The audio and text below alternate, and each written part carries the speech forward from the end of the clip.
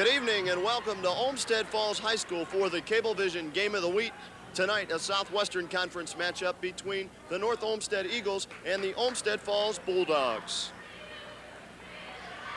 Hello everyone, Kenny Roda along with Tim Alcorn to call the game for you this evening. And Timmy, when we look at these two teams, a little different, their records are a little different, but both teams have the capability of putting together some win streaks. Let's talk a little bit first about the North Olmsted Eagles, and they are led by one of the outstanding players in the Southwestern Conference. Well, they're led by Coreno. He's an outstanding ball player. He can go inside or out, averaging about 18 points per ball game. They pretty much play a slowdown type of game, averaging about 55 points per contest. So it'll be interesting to see how they attack the Olmsted Falls defense. And speaking about the Bulldogs, they are led by another one of the outstanding players in the Southwestern Conference, their outstanding point guard, Doug Dickerson. Well, Doug Dickerson does just about everything. He scores 24 points per ball game. He's an 84% free throw shooter. He just does everything on the floor. He's Mr. Inside and outside. It'll be interesting to see how North Olmsted defenses Doug Dickerson tonight. And one thing you want to watch out for tonight, Olmsted Falls plays a lot of people. They pressure up and down the floor the entire game. I talked with head coach Pat Donahue. He's in his first season here at Olmsted Falls, and he said, we don't stop pressing until the buzzer sounds at the end of the game. It's contrasting styles tonight. North Olmsted likes a slow down game. They like to get it in the paint, whereas Olmsted Falls likes to go up and down the floor. It'll be interesting to see which coaches get their game out of their ball players tonight. All right, stay tuned. We have a good one for you. It's Olmsted Falls and North Olmsted next on the Cablevision Sports Network.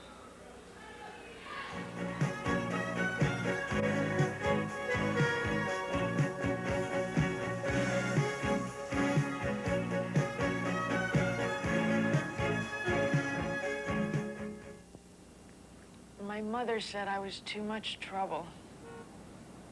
She threw me out. It's pretty terrible out here. I wish I could go back home if they take me. I just don't know what else to do. Wherever you are, Covenant House can get you help. Call us on the 9 line. It's free. 1-800-999-9999. Covenant House. Some people say the press goes too far sometimes.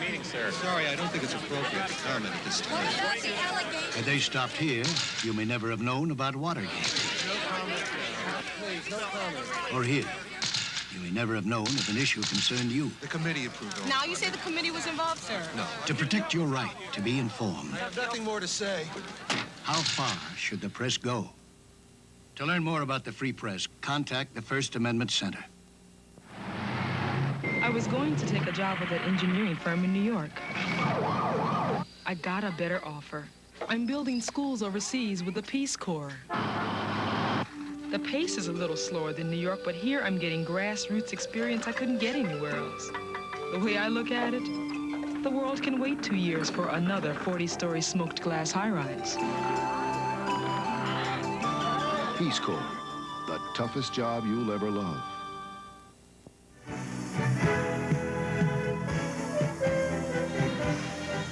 Welcome back to Olmsted Falls High School. As you see, coming up, the Bulldogs and the Eagles going head-to-head here this evening on the Cablevision Game of the Week.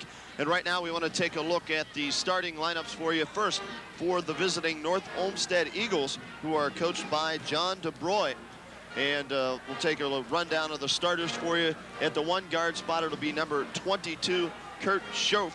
And Kurt, on the season, averaging just under 2 points a ball game. Dave Tacek will be the other guard. You might remember his name from the football team. He had an outstanding year there in the backfield. He's averaging just under 2 points a ball game. The 2 forwards are number 34, Jeff Stutz. Jeff averaging 7.5 points a ball game. And the big man here for them is Brett Coreno. And Brett averaging 19.2 points a ball game. He lit it up for 33 in 1 ball game this season, so he can fill it up, people. You keep an eye on him. And the other starter is number 50, Eric Vanover, averaging just over 10 points a ball game. Now for the Bulldogs. As we mentioned, they are led by their outstanding guard, Doug Dickerson.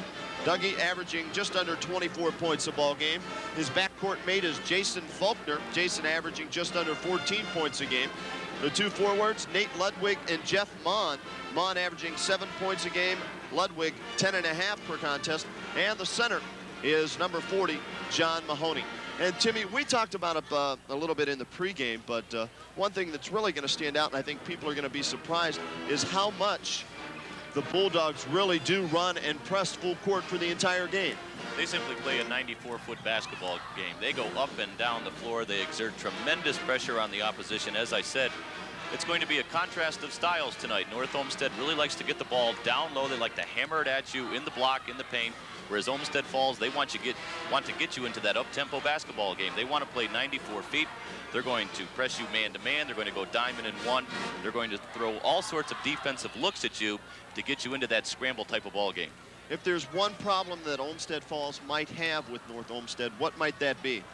Well, rebounding. The problem for the Bulldogs all year has been rebounding, but that's to be expected when you play the up-tempo basketball game, simply because you don't have guys in position underneath. If you're in a scramble type of game, shots are flying at the basket continually, and so a lot of times you're caught out of position on the board. So that's one thing I'm sure Coach Donahue is going to want to keep an eye on tonight. Also, one problem that North Olmsted might have is their free throw shooting. It's really been atrocious thus far. As a team, they're only shooting 56% from the free throw line, and that can really hurt a team, especially in a tight ball game, which we might have this evening. And don't think Coach Donahue isn't aware of that fact. They've scouted these teams. They read the newspapers. They compile their own stats. And I'm sure he's aware of the fact that if it gets to crunch time, he's going to put the Eagles at the free throw line. Taking a look at the team statistics, first for the home team, the Olmsted Falls Bulldogs. They're averaging 73 points a ball game while only giving up 60.5 points a game, and shooting pretty good from the field, 45%, and very well from the free throw line, 72%. With their hectic style of defense, they cause a lot of turnovers in a ball game. 23 per contest, and that's the key statistic when you look at Olmsted Falls, because that shows that they virtually can take away 46 points per ball game from the opposition. And when you steal the ball 23 times in high school basketball, that's a tremendous compliment to your defense. Taking a look at the North Olmsted team statistics, they're shooting pretty well from the field as well. 48% from the field, as we mentioned, 56% from the free throw line, only averaging 57 points a game while giving up 55 points a game. Right now, we want to stand as we're going to have the playing of our national anthem from the Olmsted Falls Pep Band.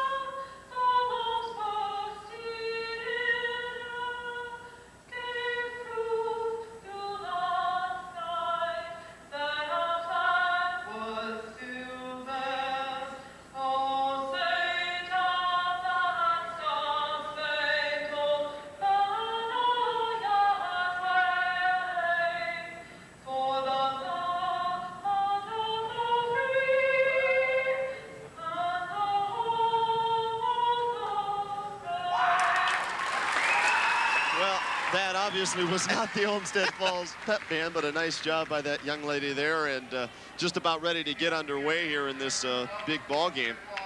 Taking a look at the Southwestern Conference standings as we come into tonight's contest, the Olmsted Falls Bulldogs are a half game ahead of Avon Lake, as Olmsted Falls 5-1 in the conference, 10-1 overall. Avon Lake 4-1 in the conference, they're 7-2 overall. Olmsted Falls' only loss in the Southwestern Conference has come to the hands of the Westlake Demons, and North Olmsted just lost to them this past Tuesday night as well. So Westlake making their presence felt in the Southwestern Conference. And the other teams, Bay and Westlake, are battling it out for the 3rd and 4th place spots. And then Fairview, Rocky River, and North Olmsted are kind of tied there near the bottom of the pack with 2 and 4 records, and Amherst down at the bottom at 1 and 4. Kenny, the Southwestern Conference is one of the more balanced conferences in Northeast Ohio. There's some excellent teams. Olmsted Falls, as you mentioned, is leading the way. But Dick Deasy's squad at Avon Lake is a tremendous team. They're going to make some noise before the season is out.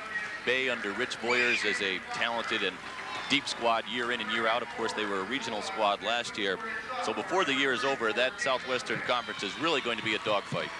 And these two teams, Olmsted Falls and Avon Lake, met already this year, with Olmsted Falls winning here at home. They travel a week from tonight, next Friday night, down to Avon Lake, and that should be a doozy as those two teams hook up for the second time this season. North Olmsted, as we mentioned, they're towards the bottom of the pack right now, but they are capable of putting together some wins. As we mentioned, they're 6-4 overall, so overall they have a nice record. But as you mentioned, one of the most balanced conferences around. It's tough when you play good teams night in and night out. It is. It's very tough, and of course they're under first-year head coach John Jabroy, so there's always that transitional period from one coach to the other, and I'm sure the Eagles have seen that transpire in the first half of the season.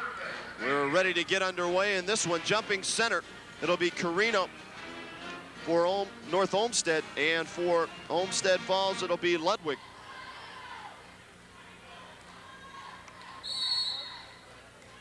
Eight-minute quarters in high school basketball. We're underway. Ball controlled by North Olmsted. And right away, pressure in the backcourt. Schoaf will run the offense. Nice pass underneath. Give the basket to Vanover. Eric Vanover with his first two of the ball game, and it's 2-0. You see quickly, Olmsted Falls pushes the ball down the floor, and they'll take the first open shot that they can get. Nice move in the lane. Jumper up, no good. Rebound battled for. Shot up, no good. Rebound again, no good. And they come out of their last touch, I believe, by Olmsted Falls. Well, if the Bulldogs were worried about rebounding at the outset, right there, they crashed the boards for 2 offensive rebounds. So it's a good sign, even though they didn't get the bucket. And here's the full court pressure that we talked about. Stutz to Tacek, and Tacek gets it across the timeline. They'll fall back into the man-to-man on it. Coreno on a turnaround jumper is good. Here he is as Mr. Inside, down on the baseline. Quickly down the floor again. Nice pass down low. Baseline shot up and no good by Mahoney, but we get a foul underneath, and it's going to go on number 34, Stutz. Well, if there was a time clock in high school basketball, the Bulldogs wouldn't have to worry about it anyway, because they come up the floor and they get the shot off in a hurry. It'll be the Bulldogs' ball out of bounds underneath their own basket.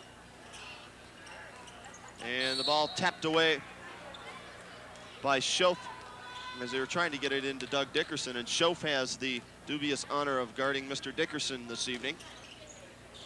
And there's the ball stolen away by Coreno. And North Olmsted, leading in the ball game 4-0, has a chance to increase its lead right here. They go down low. Vanover inside to Coreno, threw it away as Ludwig came out of there with it. Dickerson now on the break will pull up from long range and bury the three. He can fill it up. Dickerson with the first 3 points of the ball game for the Bulldogs. They trail by 1.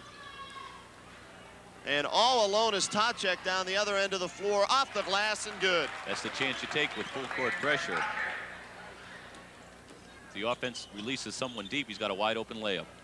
3 of the 5 starters for North Olmsted already in the book with 2 points apiece. There's a bad pass picked off by Vanover, and Tacek will slow it down and give it back to Schoaf to set the offense. Right here, you see North Olmsted slowing the basketball down. They want to make it a half-court game. They go down low to Vanover, off the window, good, and he drew the foul. The foul is going to be on number 30, Jeff Mon. That's his first. Well, Vanover had the size advantage down low on that one, Kenny. He's a 6'4" post player, and of course, Mon is only 6'2". And Vanover, realizing he had the smaller player on him, took it right to the hole. And Eric Vanover to the free throw line to try and complete the 3-point play. He already has 4 points in the ball game. 6'4½" senior. Misses on the free throw.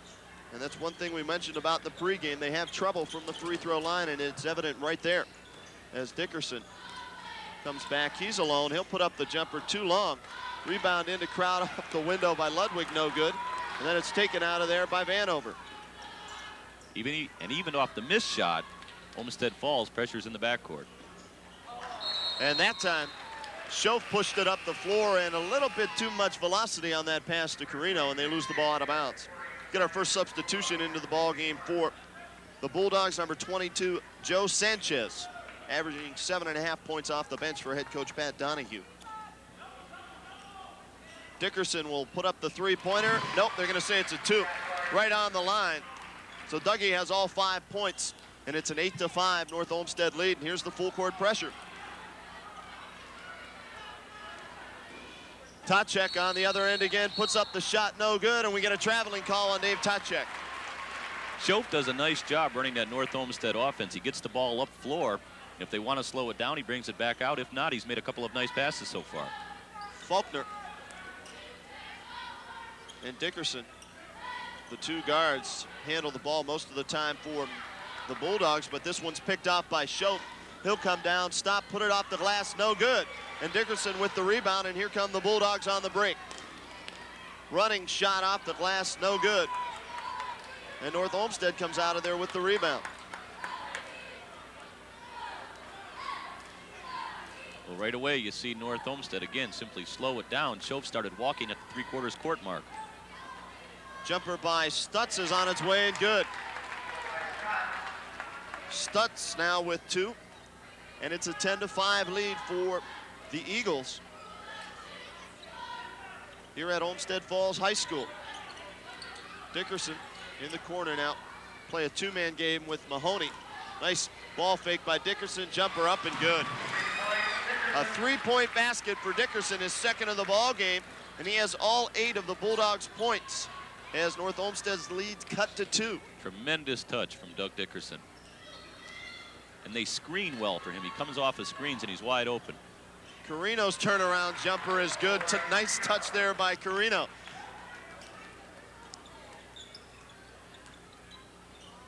You mentioned those were the 2 men you want to watch out for tonight. And they're showing you why. They can really fill it up from all over the floor as the running shot that time by Dickerson is no good. And here comes Schoaf. Excellent job by Schoaf pulling up. It was 2 on 3. He realized he didn't have the advantage on the break, brought it back out. Ball knocked loose. North Olmsted regains control. Baseline pass to Coreno, and he hits again. That seems to be his shot down on the baseline from about 15 feet out. Now we've got a turnover on the inbounds pass. Mahoney stepped inbounds when he threw the pass into one of his teammates, and the turnover gives the Eagles the basketball back at the 3:20 mark of the first quarter, and they have a 6-point lead. Kenny, we talked about each coach wanting their players to play their style, and right now North Olmsted has the advantage. And now we get a 5-second call as Stutz could not inbound the ball. 5-second call gives the ball back to the Bulldogs, so they exchange turnovers there. Good defensive pressure from Olmsted Falls. Faulkner looking for Dickerson as they work the inside-out game. Nice pass down low. Last touch. Well, nope. Thought Tacek got a hand on it, but they're going to say no. It was last touch by one of the Bulldogs. So North Olmsted gets it back. Kenny, you can see where Olmsted Falls struggles a little bit when they get into that half-court game. They like to play at 94 feet, as we mentioned. Heidick into the ball game now. That's him with the basketball for the Eagles. They're going to have to push it to break the 10-second call, and they just do get it over half court. And Heidick now giving Schoaf a breather will run the offense. Coreno was all alone down on the baseline. They didn't get him the ball, and we're going to get a traveling call. Good hustle play from both players. You can't fault either one of those guys on that play right there. They dove after the loose ball out at the half-court line. That's what you like to see. As these 2 teams exchanging turnovers here in this first quarter, 14-8, North Olmsted on top. Faulkner guarded by Ryan, who has checked in the ball game off the bench for the Eagles. Sanchez down low, trying to force it in, knocked out of bounds. We'll watch and see if the North Olmsted offense struggles a little bit with Schoaf out of the ball game. He did a nice job running it from the point. Dickerson now top of the key. He's guarded by Heidick. Mon on the baseline. Nothing there. They work the ball on the perimeter now. Dickerson out in 3-point country to Sanchez. No good, and the rebound taken away by Heidick. Good box out from Heidick. And as you mentioned, even on the rebound shot, they apply the full court pressure. However, North Olmsted having no problems whatsoever quickly down the floor, and they find Eric Treves for the easy 2 points. Are you surprised here that Pat Donahue has not used a timeout yet in this ball game? I am. I have a feeling if North Olmsted comes down and drills one more, he may take it. Baseline shot no good that time by Mont, and the Eagles come away with the rebound again. North Olmsted doing an excellent job on the boards. We mentioned during the outset, if there's a problem for Olmsted Falls, it's going to be on the glass, and right now the Eagles are controlling the backboard. Dickerson picks up his first foul, second team foul on the Bulldogs. And we're going to get another substitution in the ball game. It's going to be number 44, Jim Wadsworth. He replaces Nate Ludwig. Kenny, Olmsted Falls runs a lot of picks for Doug Dickerson to try to get him free. And it appears as though if that breaks down, they really have trouble in their half-court offense. There's Coreno alone at the foul line. Turnaround shot is no good. Faulkner with the rebound, and here they come on the break. Nice baseline move that time by number 22, Sanchez. No good, but the follow is no good as well, as Mon could not use the window. Now he steals it and saves it in to Sanchez, off the window and good. Give credit to Mon on that one. Great behind the back save inbounds. And Sanchez is the only other player besides Dickerson to score for the Bulldogs, and they get a turnover there as Heidick traveled with a basketball. Again, the pressure defense. We mentioned that Olmsted Falls causes 23 turnovers per ball game. There's one right there. Kevin Snow now comes into the ball game for the Bulldogs. That's one thing Pat Donahue said he would do. He says because of the type of game we play, we have to substitute a lot, and he has done that thus far in this first quarter.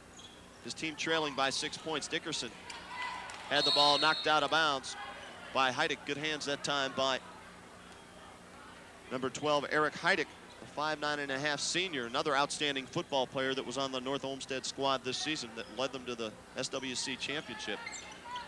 That was an excellent football team. It really was. Dickerson looking for an opening, really can't find one. Good job by Heidick. And now we get a reaching foul on Heidick, just a little bit too close that time. Kenny, you mentioned the fact that Dickerson couldn't find an opening, and that's because North Olmsted is working well off of the picks. They're sliding through the picks and staying with Dickerson.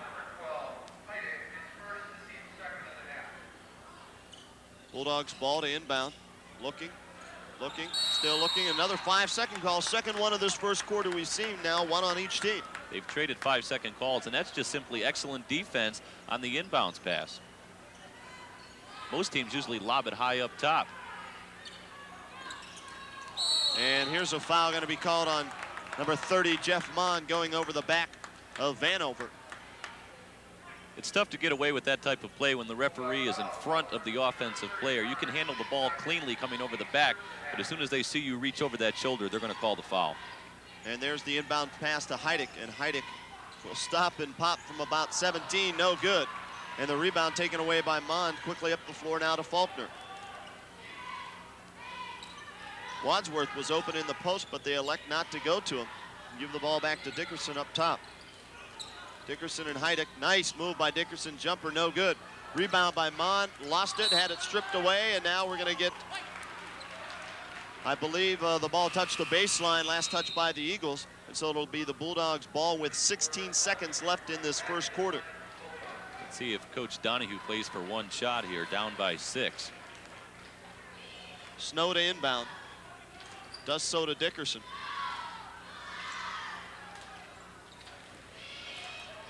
Faulkner in the lane, puts up the shot, no good. Rebound taken away by Coreno with 7 seconds left. Quickly down the floor, Heidick with 3 seconds will fire it at the buzzer. No good, and the first quarter comes to an end. And a surprising first quarter at that, the North Olmsted Eagles, with an impressive first quarter hitting the boards, have the lead at the end of one. 16-10, we'll be back with second quarter action right after this.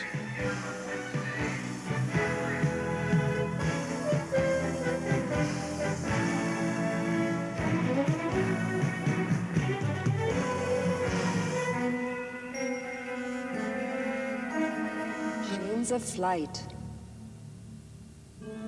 inventions of the mind, seeking the future, seeing the benefits, moving outward from the shores of space. Learn about all this and more at the NASA Lewis Visitor Center, open most days all year long, next to Hopkins Airport on Brook Park Road. Welcome back to Olmsted Falls High School. And Timmy, after you've seen the first quarter here, what do you think the Bulldogs have to do to really try and get back into this ballgame? Rebounding. We mentioned at the top that that's been their Achilles heel throughout the season. One loss, but still they've got to go to the boards because North Olmsted is controlling the glass. Dickerson and the Bulldogs will have the ball here to start this second quarter. And both teams playing aggressive man-to-man defense, and there's perfect evidence right there as one man going backdoor, then he didn't go backdoor, and the pass goes out of bounds. Again, it appears as though the Bulldogs struggle when they're forced to go into their half-court offense. And now they change to that diamond press, and it works. Dickerson ahead of the pack. Nice grab, and it's blocked by Heidick. But Sanchez is right there, and he puts it off the glass for two more. Well, nice defensive play by Heidick coming back to block the shot, but a tremendous shot from Sanchez. Sanchez has 4. And this time, the Eagles break the press. A three-point shot up. No good by Ryan. But Stutz is right there for the offensive rebound. Now Olmsted Falls has dropped back into a 2-3 zone. So they're going to force North Olmsted to beat him from outside. Ryan will try the three-pointer again, this time in and out. And the Bulldogs quickly up the floor. Dickerson now will slow it up. Out top to Sanchez, back to Dickerson for 3, no good. And Coreno corrals the loose ball. And the Eagles, clinging to a 4-point lead, have the basketball with 6.5 minutes left to play in the second quarter. Coreno's been taken out of the ball game in the last 2.5 minutes or so. The last part of the first quarter, the early part of the second quarter. Olmsted Falls has switched up their defense. Treves missed the jumper, but he was fouled after the shot. And that is the 4th team foul on the Bulldogs. One more, and North Olmsted will step to the line to shoot the 1-and-1 for the remainder of the first half. This game definitely being played at the tempo of North Olmsted. It really haven't seen too much up and down the floor action, which is good news for Coach Dave DeBroy. Eagles to inbound and get it in now to Shofu, check back into the ball game. Work it inside to Coreno, turnaround fadeaway is good. Nice touch by Brent Coreno. Excuse me. He has 8 points now, and it's a 6-point Eagle lead. The three-pointer is up and good by Snow. Kevin Snow has his first points of the ball game, and it's a 3-point Eagle lead. And Dickerson picks up his second personal foul, trying to come up with the steal. Well, he took a chance in the backcourt, one-on-one. Unfortunately, the official was standing right there, and when you reach in like that, you're going to get called. We've seen 2 calls here in the second quarter where both times, 99 times out of 100, that's going to be whistled. Coming over the back and reaching in. And with that foul, the Eagles will step to the free throw line to shoot the 1-and-1. Ryan connects on the first toss.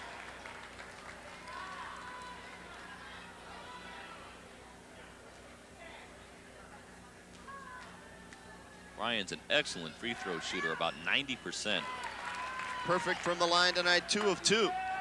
He is now 11 of 12 on the season from the charity stripe.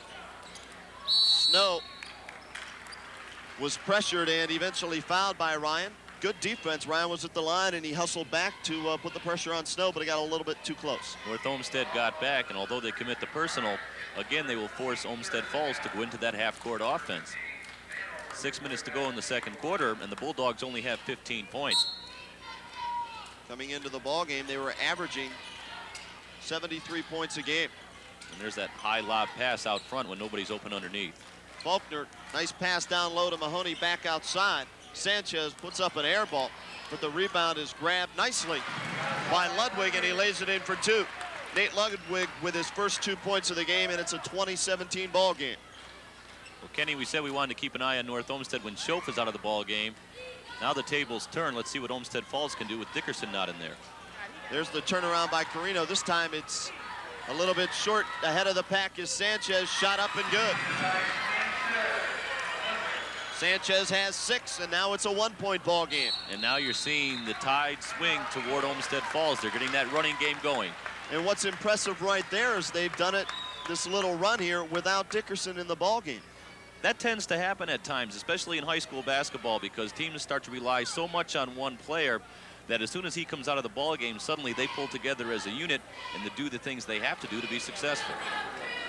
Taking a look at the leading scorers thus far in the ball game for the Eagles, no surprise here, Brett Coreno has 8 points, and Eric Vanover, the post player, with 4. For the Olmsted Falls Bulldogs, Doug Dickerson, of course, their leading scorer, had 8 points in the first quarter, and Joe Sanchez, who's averaging 7.5 a ball game, already has 6 here in this first half. He's done a nice job off the bench. Yes, he has. It appears as though neither one of these squads are going to go very deep.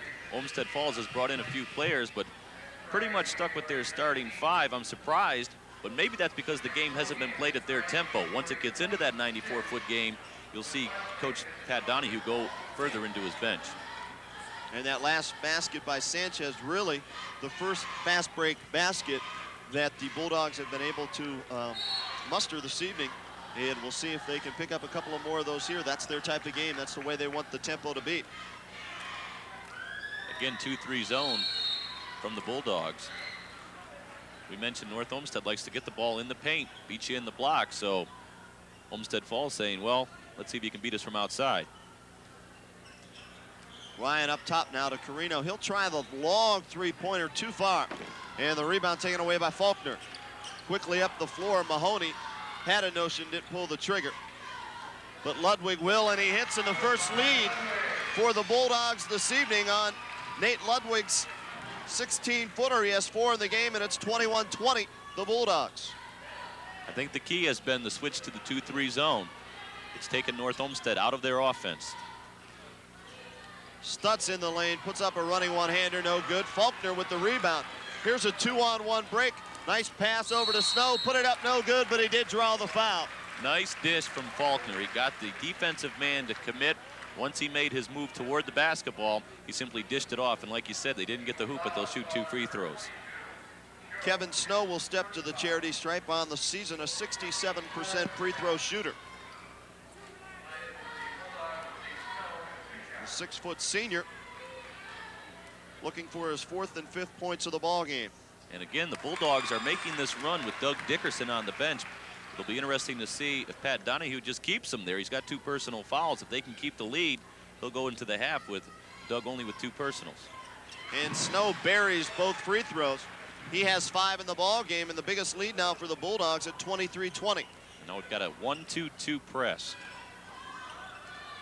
And Vanover, not the man you want handling the basketball 35 feet away from the basket, but they do a nice job, get it into him, but he traveled with the basketball. And it's got to be, I think, the most thing here out of the defense confusing, because they are switching up so much. It's really confusing North Olmsted. That's exactly what you try to do to your opponent, too. Faulkner, top of the key now to Mahoney. And he tried to force the issue underneath the Wadsworth and threw it away. And now we're going to get Dickerson back into the ball game. I wonder if you'll see North Olmsted go to a couple of presses, simply because a lot of coaches have the philosophy, if you press me, I'll press you right back. You're going to try to confuse our offense, we'll make you think out on the floor as well. And Coreno, nice pass down low to Tacek. The southpaw puts up the shot, no good. Vanover with the rebound, had it blocked, battled for it. Coreno comes out of the crowd with it. He'll force the shot. And we're going to get an offensive foul called on Brett Coreno, and that's a close call. Could have went either way.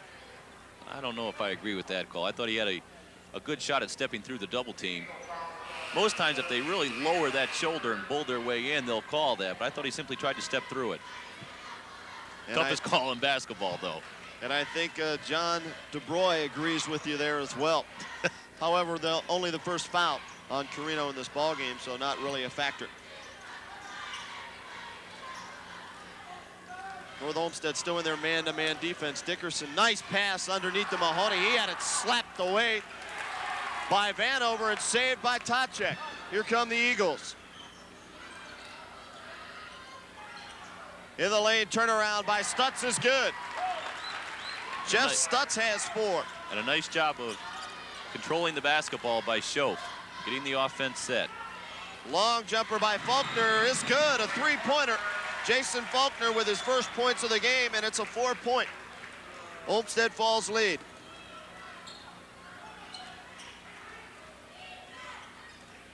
Vanover double teamed. Nice spin move, gets away, pass down on the baseline to Coreno. He dishes it off to Vanover, who was fouled in the act. He'll step to the line for 2. Excellent pass from Coreno. He may have been able to take that shot. It was only about a 10-footer down on the baseline. We saw him drill 3 from the other side, but he made a nice dish. Vanover to the charity line, where he's shooting about 53% on the season. He's already 0 for 1 this evening. 2:55 left to play. A 4-point Bulldogs lead. They trailed at the end of one, 16-10. But have upped the tempo here in this second quarter and have regained the lead. Vanover for the Eagles to the line to shoot a 1-and-1. Gonna say he was not in the act of shooting. And he misses the front end. Quickly down the floor. Sanchez had a notion, elects not to. And they throw the ball away. And there's perfect evidence, I think, of what you were talking about, is they're trying to get Dickerson the basketball and not really looking to the other players. And as soon as that happens, you see the Olmsted Falls offense simply break down. They threw it right to Schoaf, but he lost control of it, and the turnover gives it back now to the Bulldogs. Schoaf's doing a nice job on Dickerson. He's fighting through the picks. He's staying right with them. They work down low to Ludwig. He turns around. Shot no good. Tip no good. Out to Sanchez. Baseline 11-footer is good. Joe Sanchez with 8 in the ball game. And once again, a 6-point lead for the Bulldogs. And that time, Schoaf broke the press single-handedly. Stutzel put up the jumper, no good. Ball loose on the floor. Faulkner with the loose ball rebound, quickly down the floor to Sanchez. He'll stop, pop from 11, no good. And the rebound taken away by Vanover. And Coach DeBroy saying, slow it down. We don't want to run with these guys. Run our half-court offense. Under 2 minutes to play in the first half. Tacek. Down low to Stutz, back to Tacek. They work the perimeter now. There's Coreno in 3-point country. Bullseye.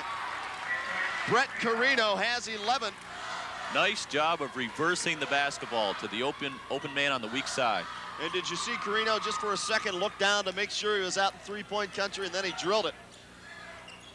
Dickerson now. Guarded by Schoaf in the lane, passes out to Faulkner. Back to Dickerson. The Eagles staying with their man-to-man defense. Dickerson one-on-one with Schoaf. Nice pick and roll.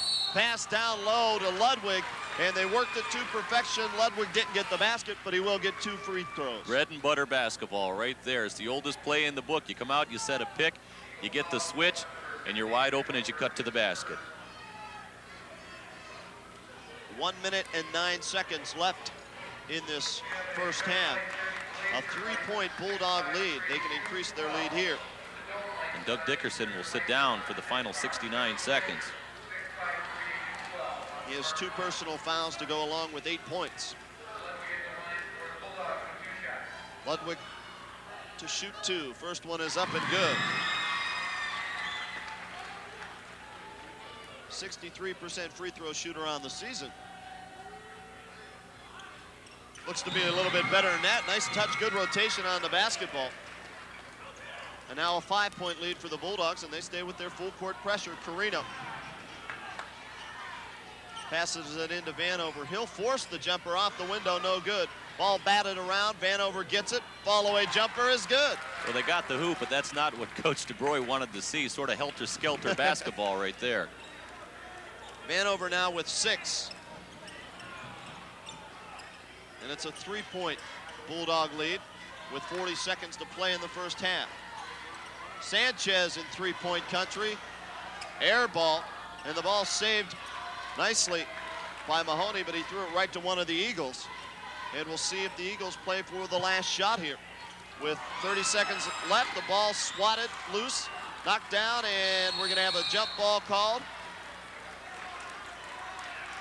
And I believe it'll be the Eagles basketball because Olmsted Falls started this second quarter with the possession of the basketball. The Bulldogs are simply ball hawks. They're simply sticking their hands in there every possession, trying to knock that ball loose and get the fast break going. 20 seconds left in this first half. And Schoaf takes the inbounds pass. Now you see that zone press. It's a 1-2-2. That's what's known as a shell defense. The middle should be open, but they drop back nicely. Coreno will let fly from 3, no good. Rebound Snow.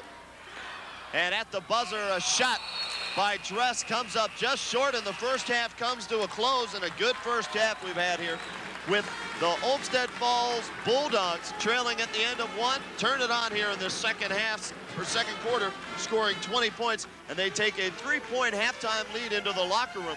And right now we want to tell you to stay tuned. We have our halftime feature as we go one-on-one with the Cavs. Tonight's guest is Steve Kerr, so you want to listen to see what Steve had to say about his high school days, and then we'll come back with second half action, so stay tuned.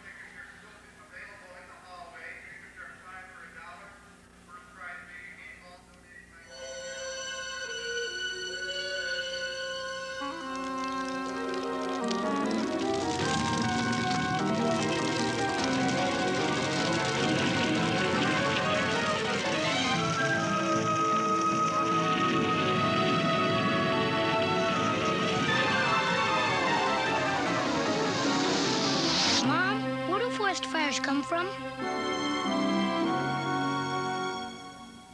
Here's a winter travel checklist for your driving safety.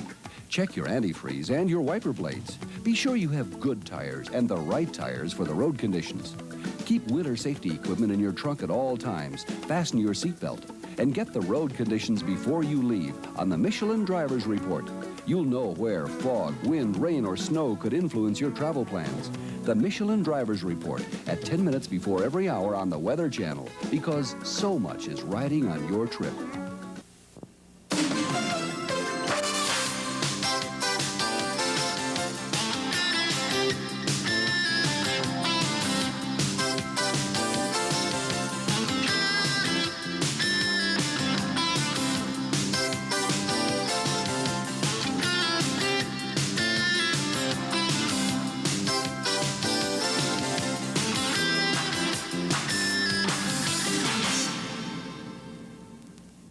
Welcome again to another edition of One-on-One with the Cavs, and joining us this evening is one of the newest members of the 1989-90 Cavaliers team, Steve Kerr. First of all, Steve, thanks for joining us. Thank you.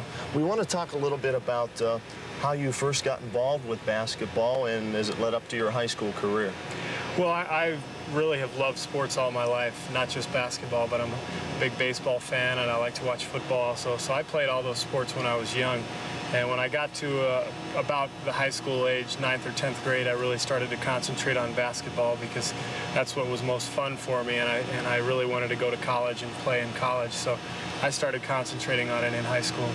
And when you look back at your high school career, what kind of memories do you have from playing ball? Well, it was a very undistinguished career, to be honest. I was kind of a late bloomer, and throughout high school, I was a pretty good player. I think I maybe made the all-league team. I never was an all-city or all-American player, anything like that. But I was okay, but I didn't really have any scholarship offers until the summer after my senior year. I was playing in some summer leagues, and a couple of coaches called me and talked to me, and I ended up getting a scholarship to Arizona. But that was really one of only 2 offers that I had, so I wasn't highly recruited at all, and the honors and the glory that I've had has come after high school, which is sort of the opposite of some people. Most people who play in the NBA are stars in high school, and then maybe they have to step down. But I've had a lot more attention and fun later on in my career. Now, what advice can you give to kids who may, be in the same position you were, just slowly progressing through high school? Well, the thing that I didn't realize at the time, but I certainly realize now because of the experiences I've had, is it's okay to be a late bloomer. If you keep working, you can get better and better, and you don't have to be on all these high school All-American teams to be a good basketball player. A lot of that is just hype, and I'm sure if you look back over the years, a lot of the guys that are named, first team high school All-American maybe never even made it to the pros. So my advice is, is to work as hard as you can, and don't worry about accolades and awards and that sort of thing. Just be the best player you can be, and you can continue to develop yourself as a player well beyond your high school years. Now, when you were growing up, I know a lot of kids, when they're out in the playgrounds and the basketball floor, you know, they idolize players like maybe yourself or a Mark Price nowadays. Who did you idolize when you were growing up? Well, I grew up in Los Angeles, and I was a big UCLA fan. I was much more of a college basketball fan than a pro fan. So I idolized guys like Marcus Johnson and Brad Holland and David Greenwood, Kiki Vandeweghe, all the guys who played for UCLA. Even further back than that, I remember Bill Walton and Jamal Wilkes, who was then known as Keith Wilkes. And those guys were the guys I followed and really idolized, and I had a lot of fun watching them growing up. Now, you mentioned earlier about the scholarship offers. You only got a couple. But what can you tell the kids who are going to get those scholarship offers now? What can they look out, have to look out for?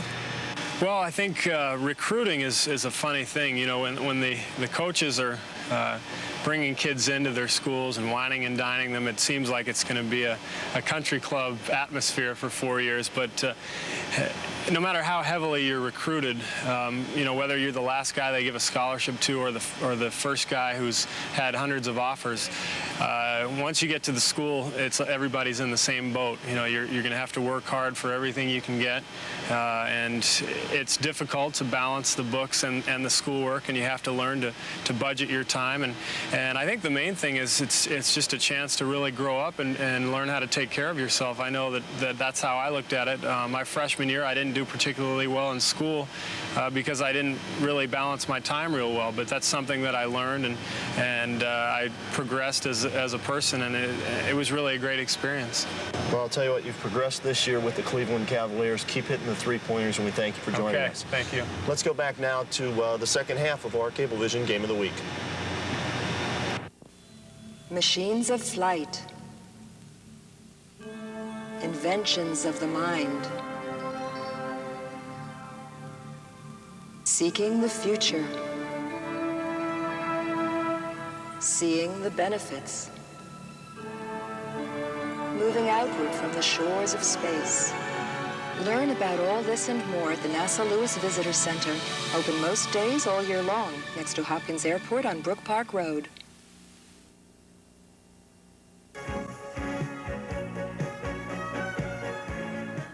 Welcome back to third quarter action here at Olmsted Falls High School. As we get underway, the Bulldogs with a 3-point halftime lead have the basketball. And our first foul here in the second half is going to go on number 44, Dave Tacek. Let's go run down the leading scorers at halftime for you. First for the North Olmsted Eagles, they were led by Brett Coreno, who paced the Eagles in the first half with 11 points, and Eric Vanover had 6. And for the Bulldogs, Doug Dickerson and Joe Sanchez each with 8 points apiece. As Dickerson puts up the first shot of the second half, three-pointer in and out, and Tacek with the rebound. Kenny, the key to the second half is going to be tempo. Which club can control their style of play will win the basketball game. Stutz back outside, or that was Vanover back outside now to Schoaf. And Schoaf will run the offense as he did for most of the first half for the Eagles. Tacek looks inside, nothing there, back outside to Stutz. There's Coreno, double team. Wisely dishes it off to Stutz, back to Coreno. North Olmsted being very patient. Vanover misses the 5-footer in the rebound. Taken away by Ludwig, out to Faulkner.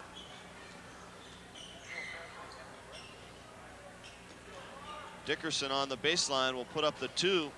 No good. Rebound, however, by Ludwig. Missed the shot, batted around, and Vanover comes up. Dickerson never set his feet on that shot. He was continually moving as he shot the basketball, and Schoaf was really continually moving there. The turnover gives the ball back to the Bulldogs. Give him a ticket on that one. No score yet here in this second half. The Bulldogs clinging to that 3-point lead, which they had at halftime. Dickerson, nice baseline pass to Mon, back outside, and ball taken away by Tacek. They were trying to get it to Faulkner, but Tacek stepped in between. And we get a traveling call down at this end, this time on Coreno. So the team's trading turnovers like they did in the first quarter. I thought Coreno got a little hand in the hip there, which forced him to take the extra step. That was one of those where the officials was ahead of the play, and that was fortunate for the defensive player. They run Dickerson off that double low post screen, and he'll fire from 3-point range. No good. Hits the top of the backboard and out of bounds. And Dougie a little frustrated with himself as he looks over the bench shaking his head. He seems to be out of rhythm right now. He's not setting his feet. He's not squaring up to the basket. And Schoaf single-handedly breaks the press. He'll pull up from 5 and hit it. Schoaf's done a nice job tonight. He's really impressed me as the North Olmsted point guard. He hasn't scored much. Those were his first 2 points of the game, but as you mentioned, he's done a nice job handling the press most of the time. And he's controlled the tempo for North Olmsted. Mahoney with the pass from Dickerson couldn't connect. This time it'll be Faulkner for 3, and he connects. Jason Faulkner. I tell you what, Kenny, 4 times down the floor, Olmsted Falls has been firing up 20-footers, and if you live by that jump shot, you're going to die by it by the 4th quarter. They have 5 3-point baskets in the ballgame to only 1 for the Eagles. And right now the Bulldogs with a 4-point lead. Head coach Pat Donahue from Olmsted Falls wants a 3-second call on Vanover. He doesn't get it, and Vanover does get the basket. Nice offensive rebound from Vanover. It was gift wrapped for him. And we're going to get, I believe, an illegal screen Had on to be the Bulldogs. Going to call it on Mahoney, an illegal screen. And that will give the ball back to the Eagles. They trail by 2, a chance to tie it up or possibly go ahead with a 3. We talked about North Olmsted's football players. Mahoney's got to play some football. He's a big fella. Mahoney's 6'3" senior for the Bulldogs. He and Vanover have been bumping and grinding all night in the paint area. Tacek in the lane, puts up a shot, blocked from behind by Sanchez, but they're going to whistle him for the foul, say he got him with the lower body. Oh my. Sanchez should go to prison for that one. Oh, that was a brutal hit. Tell you what, Hulk Hogan would have been happy with that takedown. Tacek will step to the free throw line for 2. Well, if Tacek had any cobwebs coming into this ball game, he lost them right there. Tacek with 2 points in the game now has 3. Didn't seem to bother him there. Hey, you got to remember, this is the kid that led the SWC in rushing and scored umpteen touchdowns this season. That probably didn't even faze him. But he connects on only 1 of 2 from the line. And it's a 1-point Bulldog lead. Dickerson with a nice lean shot, just cannot get it to go, and Coreno with the rebound. Schoaf now bump and run with Dickerson. Now, the key thing with Dickerson is, will it affect his defense? Will the frustration on offense start affecting him on the other end of the floor? And we get a tie-up underneath the basket there for the Bulldogs, and it'll be, let's see, North Olmsted basketball. So the next alternate possession will go to the Bulldogs. And the Eagles can look for the lead right here. Schoaf with a nice move, finger roll, and laid it in. Kurt Schoaf with 4 points here in this 3rd quarter has given the Eagles the lead back at 34-33. Ludwig looking inside, nothing there. Now we'll go outside to Faulkner for 3 more. Jason Faulkner has 3 baskets in this ball game, all 3-pointers. He has 9, and now a 2-point lead for the Bulldogs. And we're going to get a foul called on Faulkner, going for the steal. Again, it's that over-the-back call. 99 times out of 100, that opposite official is going to call it that way, especially when there's contact. And we're going to get Kevin Snow into the ball game now for Faulkner.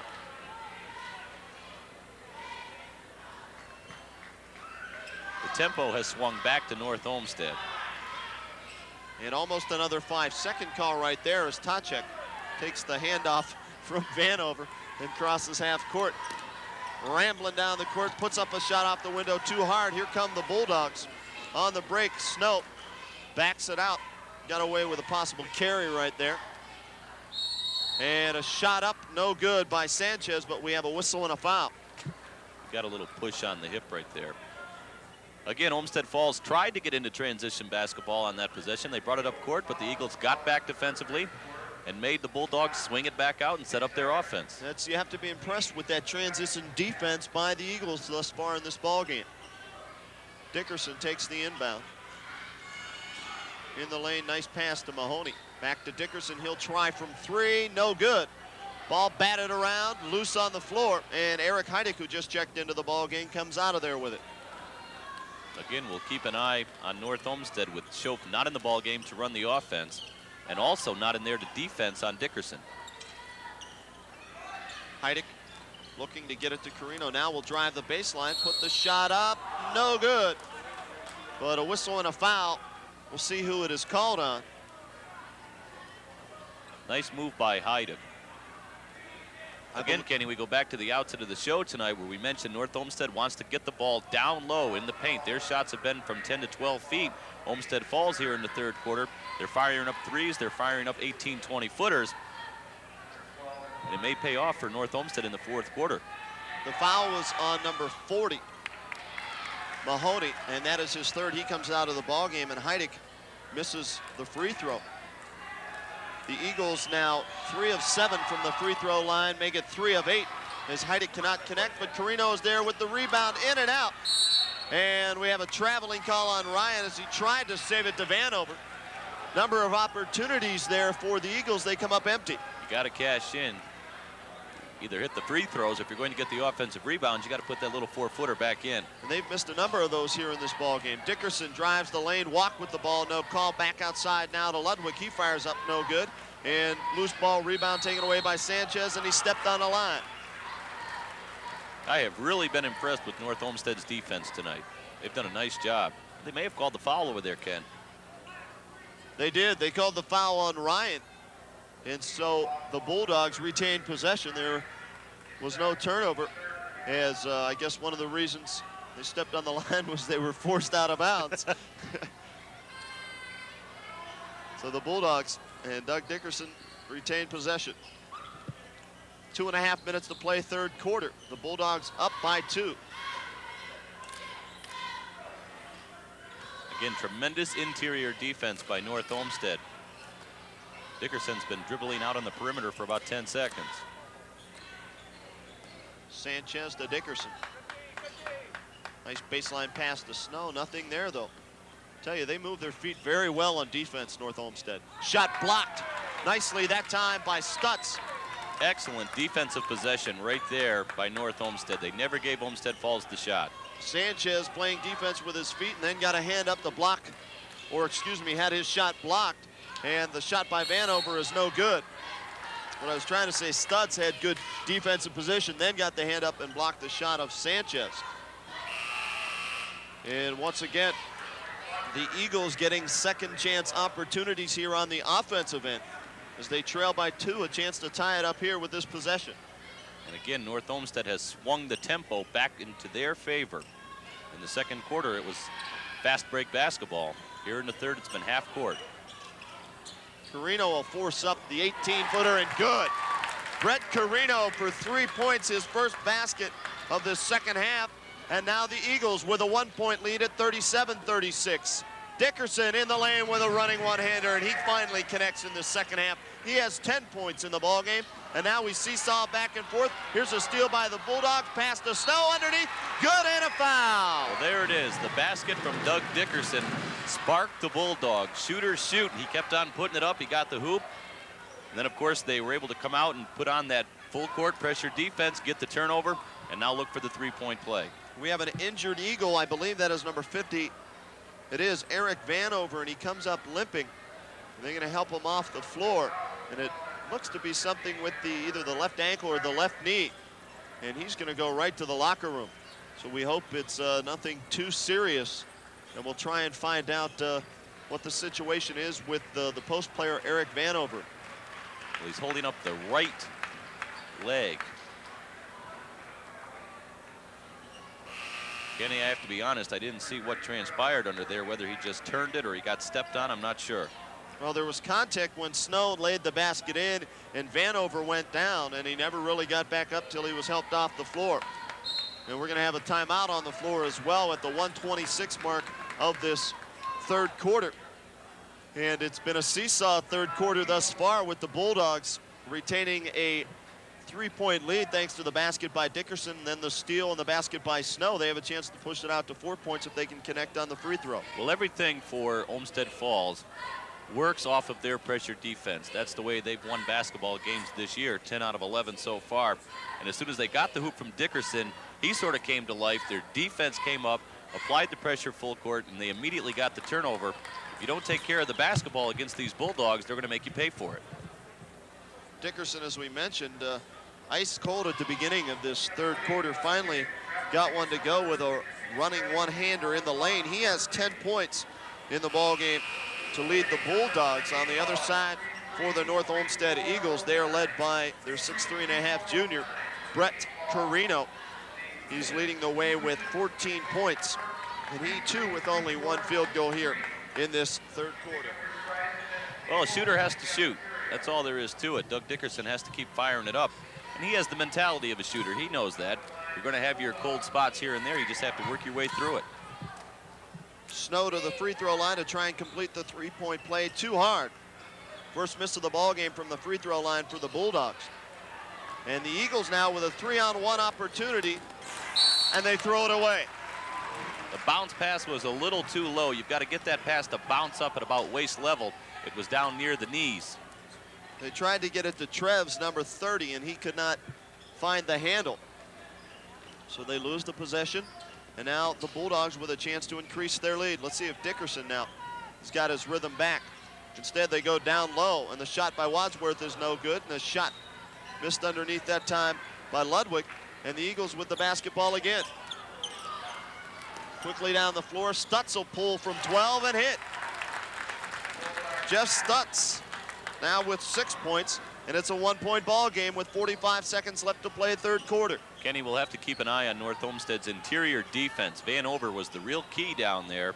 Now that he's out of the ball game, we'll see how it affects North Olmsted. And now Dickerson finding the rhythm, has 5 in the quarter, 13 for the ball game, and it's a 4-point Bulldogs lead. Interior defense doesn't mean a thing when Dickerson's firing threes. Stutz, nice move on the baseline, fall-away shot, no good. Rebound battled for, last touch by the Eagles. And with 15 seconds left and a 4-point lead, the Bulldogs will have the basketball.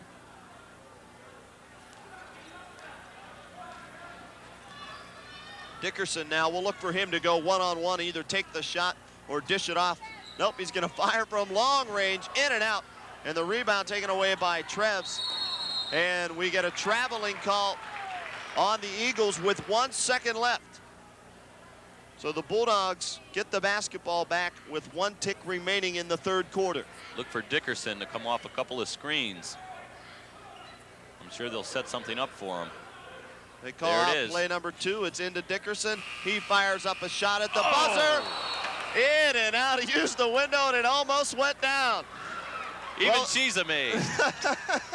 That brings us to the end of our third quarter here at Olmsted Falls High School. Stay tuned. We're going to have a whale of a fourth quarter for you. We'll be back right after this.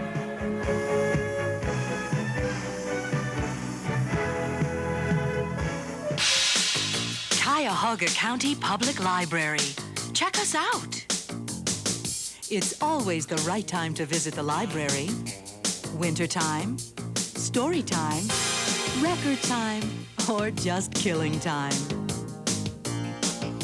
We're your county library system, and we're closer than you think. You'll want to return again and again. Cuyahoga County Public Library. Check us out.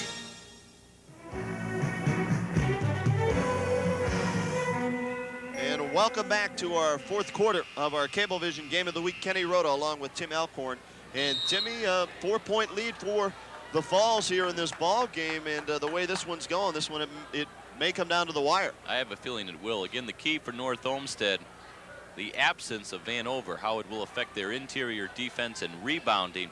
And for Olmsted Falls, pressure defense, and if Dickerson can retain that hot hand. The Bulldogs have the basketball as we begin the fourth stanza. Dickerson trying to find some room off those double high post picks. Becomes a 3-man game at that particular point. Faulkner out to Dickerson. Nice ball fake, good movement down the baseline to Sanchez, but he misses the 19-footer. And stepping on the line was Faulkner, and it'll be North Olmsted basketball. Again, when you force the opposition to shoot that three-point shot, defensively, you've done your job. As long as it's not Dickerson. Dickerson with 3 3-point baskets in the ball game. Heidick now in the ball game for Schoaf, who's been out for quite a bit here. He has. In this second half. He'll be fresh down the stretch. They break the press. Nice move by Stutz in the lane. 5-footer up, in and out. Rebound Faulkner. Got to hit that one. Faulkner takes it coast to coast, no good, and an offensive foul. Good call. A little bit out of control that time as he went to the basket. And the defensive player had his shoulders square, got his position and held it. And Pat Donahue very happy with that defensive play by the Eagles as they get the ball back, trailing by 4 points. They break the trap and get it down, and will reset the offense barely. Heidick now calls out the play, and they run the double low post stack. Coreno, who's been quiet pretty much in this second half. They've done a good job on him. Yes, they have. We talked a lot about the North Olmsted defense. The Bulldogs have done a nice job here in the second half on Coreno. Pass inside to Steves. He nice puts it up. Power move. And a good left hand that time by Treves. He felt the player on his hip, simply spun around and took it to the glass. That was a nice move. Treves now with 4 points as Dickerson drives the baseline back outside to Faulkner for 3. Got it. Jason Faulkner has 4 baskets in the ball game, all 3-pointers. And Faulkner picks up the foul, however, right there. Boy, he can fill it. That's a nice 1-2 punch when you've got Dickerson. And we take a look down here on the sidelines. Vanover comes back out to watch the second half. You see it's the right ankle, and obviously he will not return. But here it's spared to cheer on his teammates. And they find themselves trailing by 5 points as Eric Heidick steps to the free throw line. He'll shoot the 1-and-1. Eric 0 for 2 in the ball game is now 0 for 3. And it is the Bulldogs basketball. And here comes Schoaf. It's gotten up to a 5-point lead for Olmsted Falls, and Coach DeBroy realizing he kept Schoaf on the bench long enough. He's got to get him back into the contest. And Dickerson now will handle the ball as Faulkner takes a breather. Working off that double high post offense. They try and force it in. Nice play that time by Treves as he comes up with the steal. And a chance for the Eagles to cut into that Olmsted Falls lead. Coreno will use a pick. He'll fire from long range. No good. Last touch by Stutz. And that time I think Coreno just a little bit out of his range. He forced it up, but he has to get back into this ball game for North Olmsted. Down the stretch, he's going to have to take control. Dickerson holds up 2 fingers. I guess that means give me 2 seconds and I'll shoot for 2. Dougie Dickerson now with 15 points in the ball game. And I believe the biggest lead of the game for the Bulldogs at 7. However, Coreno with a nice pass lays it in off the window. He has 16 in the ball game, and it's a 5-point lead once again. Schoaf dished it off beautifully right there. Mahoney had the ball knocked away, but a foul on the play. I believe it's going to go against Treves, number 30. We'll wait and see, however. Well, we're winding down to crunch time now, about 5 minutes to go, and I'm sure Coach DeBroy doesn't want to see this lead get any bigger than 7-8 points for Olmsted Falls. If it gets into double figures, he's in trouble because then he has to turn up the pressure. And once you get Olmsted Falls into that full court game, you've cooked your own goose. Mahoney scoreless thus far in the ball game. Misses the front end of the 1-and-1, and the rebound taken away by Treves, who's done a nice job here in this 4th quarter. Schoaf now gets it across half court. They'll set the offense, trailing by 5. He takes it coast to coast off the glass and good. Kurt Schoaf with 6 points in the second half, and it's a 3-point game. He's going to be the key down the stretch for North Olmsted. Dickerson puts up a shot. Had it blocked by Schoaf, but a little bump underneath the basket, and Dickerson will step to the line for a pair.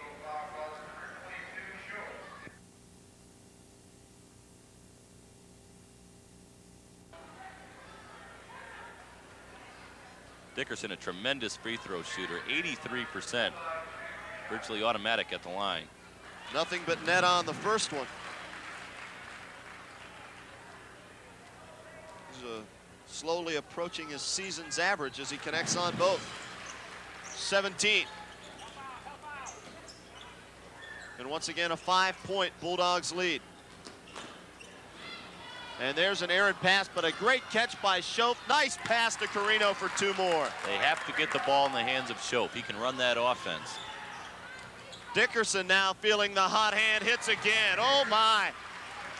Dickerson was cold at the 3rd quarter, but right now he's heating it up from all over the floor. He has 19 points. Here comes Schoaf again. He'll drive, finger rolls it up and in. End-to-end action here in this 4th quarter. Now Snow takes the pass. He'll slow it down, however, and has the pass stolen by Schoaf. 1-on-2. Takes it coast to coast again, but he missed it. The fans starting to get into this ball game as well. Coach DeBroy would like to have seen him pull it back out. There was a travel right there. It was a delayed call, but the right call was made as Mon took an extra step, did the curly shuffle, and it cost him. It's exciting basketball. It's fun to watch, but it's not what Coach DeBroy wants. He wants that slow-down game. When it starts to become racehorse basketball, that's the Bulldog style. 3:58 to play, a 3-point Olmsted Falls lead. Schoaf one-on-one with Faulkner, who checked back into the ball game. There's the trap press, but it does not affect. Now it does affect, as Faulkner comes up with the steal, and the left-handed layup is good. Key possession right there. North Olmsted could have cut it to 1, even tied it with a 3-pointer. Instead, it's back up to 5. And we get a foul called there on Mon. I just got started, just was ready to say it didn't affect him, and then the little pressure and the bad pass, Faulkner with the quick hands picked it up and laid it in. Now this is what North Olmsted needs, to go to the free throw line, but as you mentioned at the top, Kenny, it's been their Achilles heel throughout the season, about a 55% free throw shooting team. So if they go to the line, they have to capitalize where you can cut into that lead while the clock is not moving. Schoaf only a 37% free throw shooter. And that usually happens. When you expect him not to make it, he drops it in. He now has 9 points in the game, all coming in the 2nd half. This one's a little short, loose on the floor. Last touch by North Olmsted. Good hustle, though. 4-point Bulldogs lead with 3.5 minutes to go. This one far from over, folks. Stay with us. Faulkner now, guarded by Tacek. Gives it to Dickerson. Now they'll run sort of a delay game up top with their 3 guards. Their 2 post players probably will only be used there to pop out or either screen. Look for the back door. And there's a nice cut inside by Sanchez, and he puts it in for 2. 10 points now for Sanchez, and a 6-point Bulldogs lead. And a steal by Dickerson. And Dickerson with a nice stutter step move, running one-hander, and he hits it.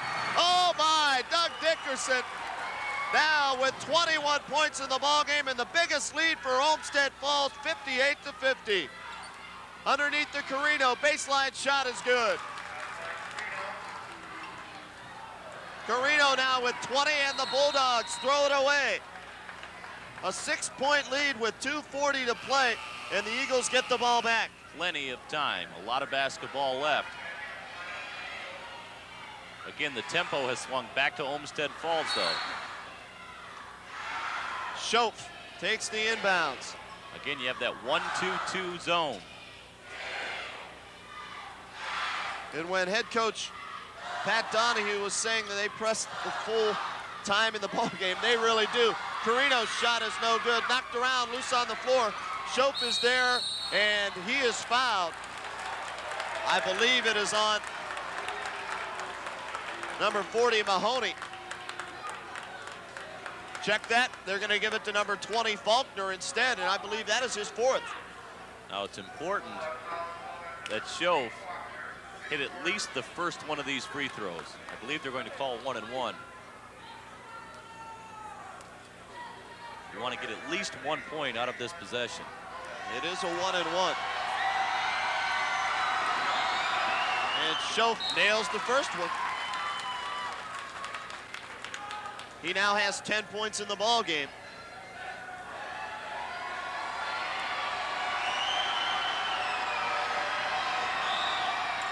Short on the second one, rebound loose on the floor. Stutz in the lane, nice pass to Tacek, off the window, no good. Schoaf is there, he puts up a shot, no good, follows it, no good. Ball batted around and taken away by Dickerson. Down the floor to Sanchez, up with the shot, and in, oh my. Sanchez hung in the air. Got his man to come down and then laid it in, but quickly coming back the other way is Treves for the Eagles. And it's 60-55, the Bulldogs on top with 1 minute and 40 seconds to play. Still plenty of time for North Olmsted. And again, look for Olmsted Falls to run the delay. If they get the backdoor layup, they'll take it. If not, they'll run the clock down. You don't want to foul Dickerson here. They're going to have to foul sooner or later, and they do. And Faulkner will step to the line for a 1-and-1. Faulkner's not too shabby himself at 72%. 1 minute, 27 seconds left, 60-55. The Bulldogs on top. And a chance to increase their lead here is Jason Faulkner, the 5'11 senior, steps to the charity stripe for the first time this evening. On the year, he's averaging almost 14 points a game. He has 11 this evening.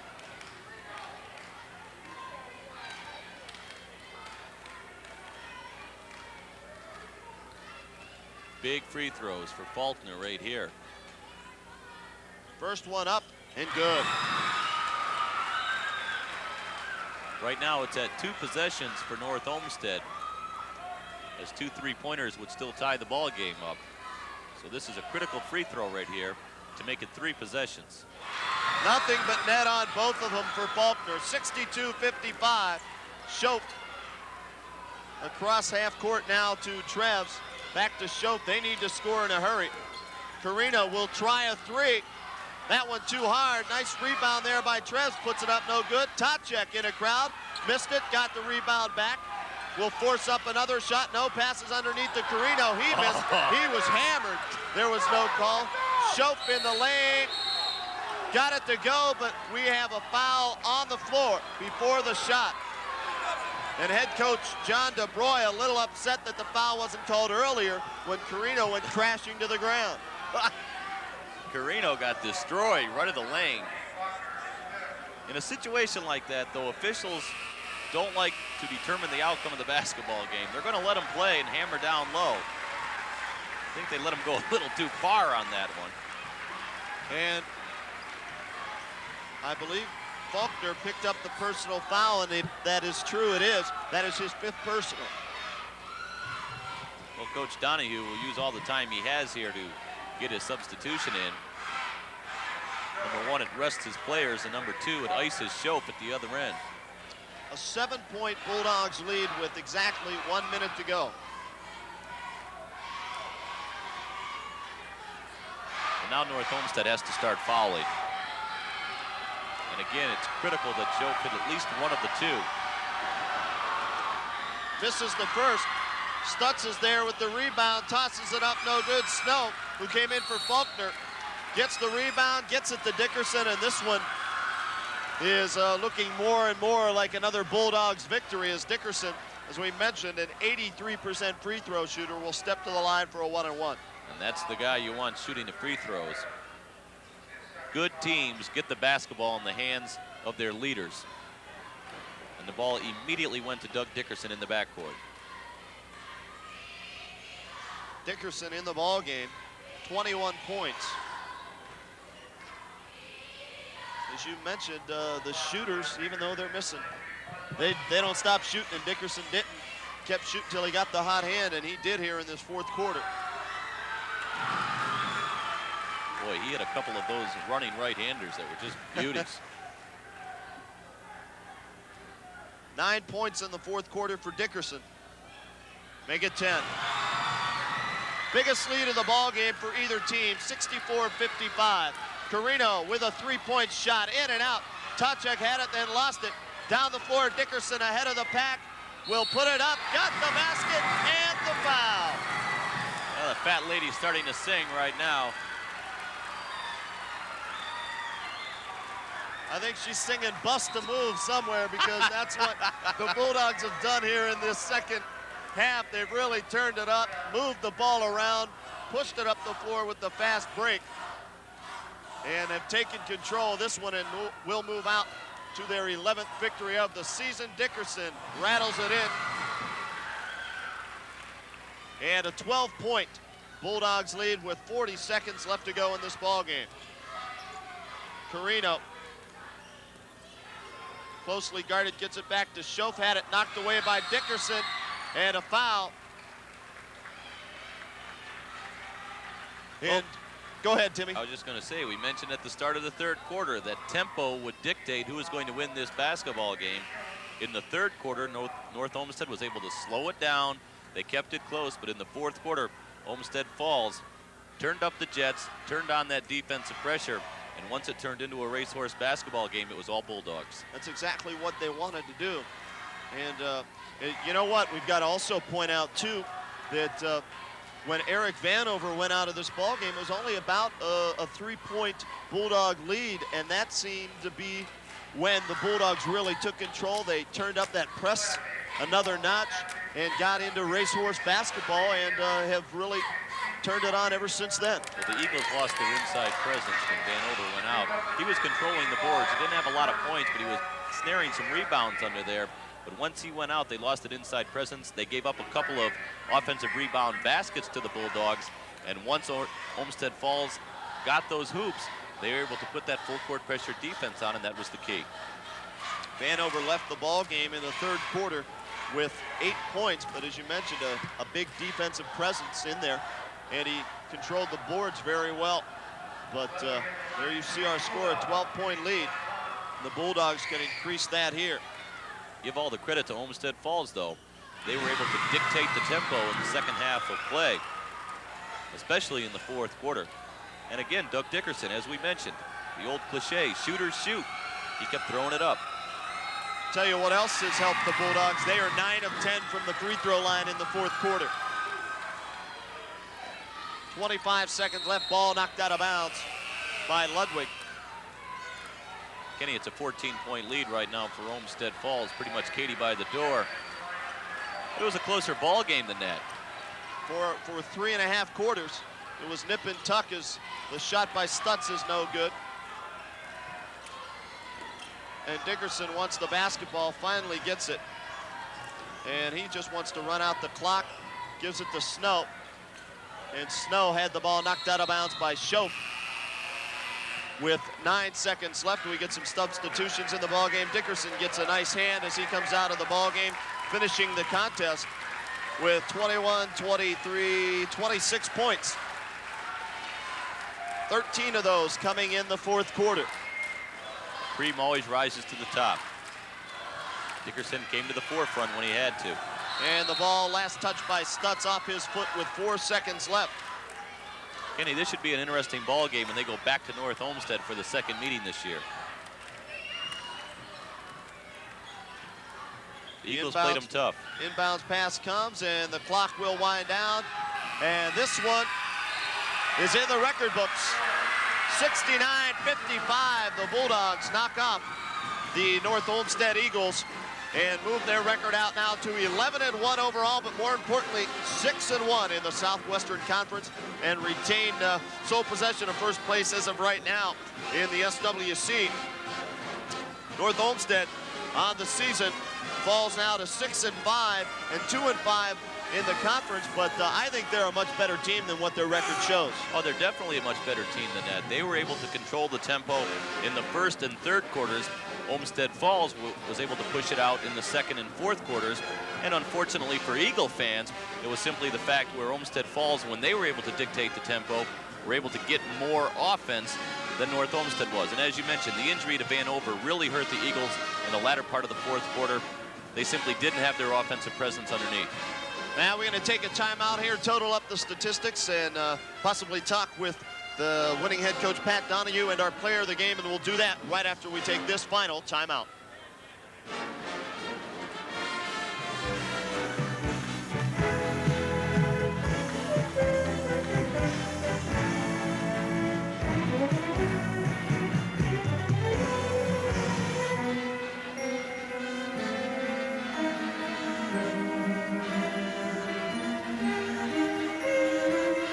Okay. Who feeds an average of 49,000 people each month? The Interchurch Council. Who teaches adults to read and write? 920 last year. The Interchurch Council. Who runs a shelter for homeless women and children, trains tutors to help school children, arranges for churches and businesses to adopt a school, works for teenage pregnancy prevention and for freedom in South Africa? The Interchurch Council. Who can help the Interchurch Council? You. Who thanks you for your help? The Interchurch Council. The Rehabilitation Services Commission provides important services to Ohioans with disabilities and employers. RSC is the state agency that furnishes services leading to a job and greater independence for people with disabilities. So call 1-800-282-4536 or 216-622-3390.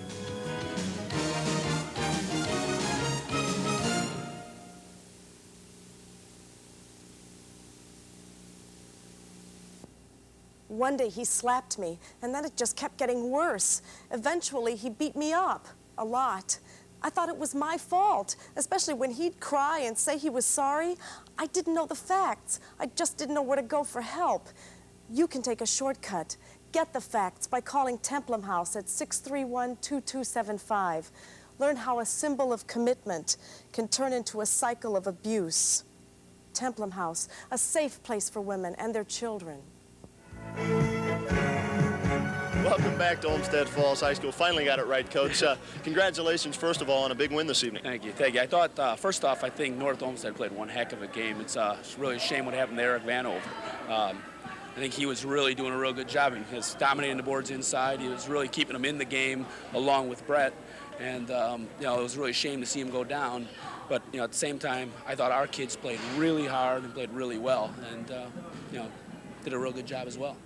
When you told me before the game that you pressed for the entire ball game, you weren't kidding. No. We ran our 34, which isn't what we normally run that long.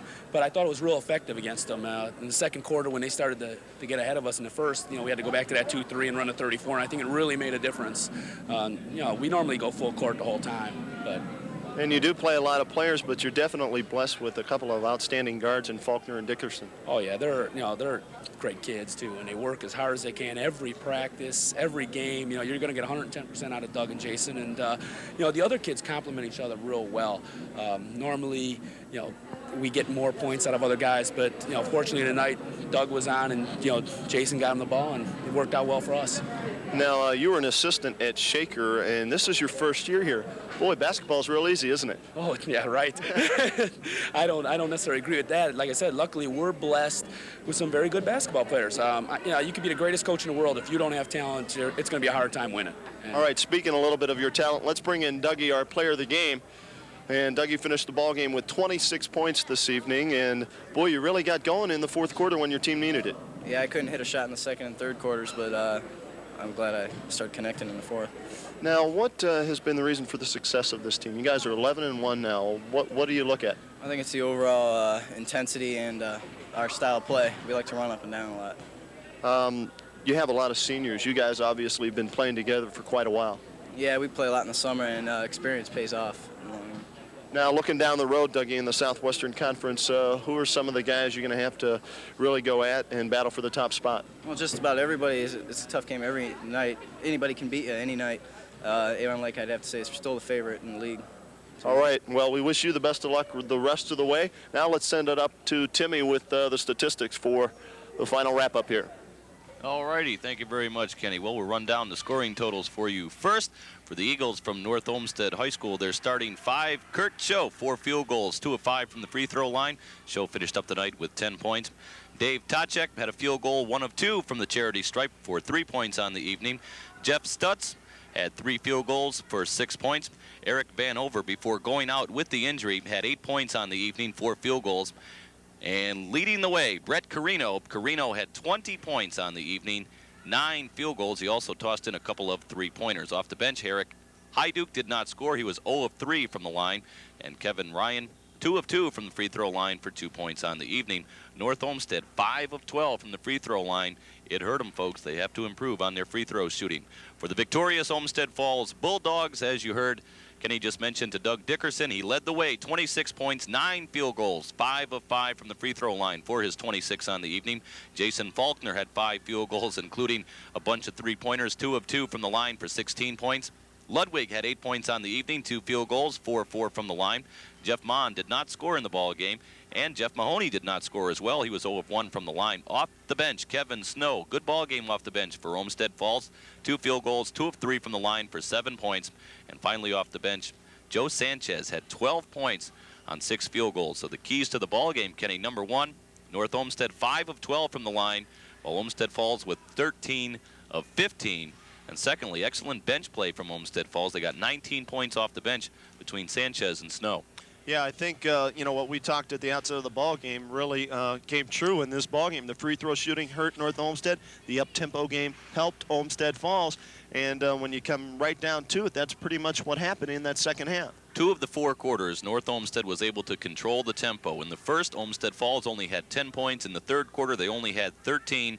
But the second and the fourth quarters were simply devastating. They had 20 in the second quarter and 26 in the fourth quarter of play, and that simply was the difference. Their up-tempo defensive ball game, and when Vanover went out, as the coach mentioned in the postgame, that simply was devastating for North Olmsted. Well, that's going to wrap it up. We want to send special thanks out to the athletic director from Olmsted Falls, Bob Tice, for helping us out here with the ball game. And we want to thank you for watching. Once again, the final score in this one: the Olmsted Falls Bulldogs victorious 69-55 over the North Olmsted Eagles. For my partner, Tim Alcorn, this is Kenny Roda saying, have a good and safe evening, everybody. Good night.